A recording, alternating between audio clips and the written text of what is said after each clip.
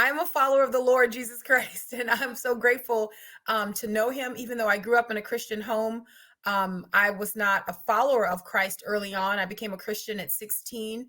And then I went off to college, and I was a part of a ministry where I was discipled and learned what it meant to actually be a follower of the Lord Jesus Christ. You know, looking back on it, I'm surprised that discipleship is not a component of church like today. Yeah. It's not something that I even learned or heard of in church.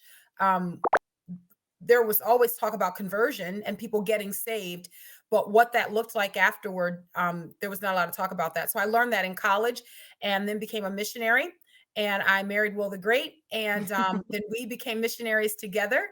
And we planted a church on our way to working for American Family Association, which is what we've done for the last 14 years.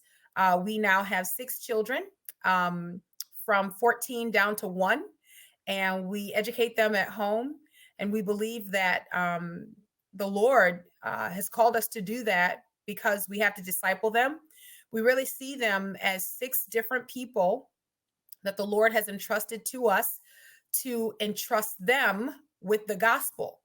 And we Mhm. take that very seriously. We believe that we've got 6 opportunities for evangelism, and we even believe that the scriptures point to almost sort of like the anticipation or the expectation that that is what happens in Christian homes.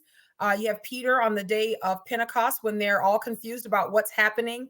And he says, this is what you've expected. This is what was promised. This is what was foretold. And he says, this promise is for you, for your children, and for those afar off who the Lord will call. And so often we find that parents, Christian parents, overlook that second component. They think that evangelism outside of their homes is way more important than what happens inside. And we just believe that as many points of contact as we can have with our kids is better for their discipleship.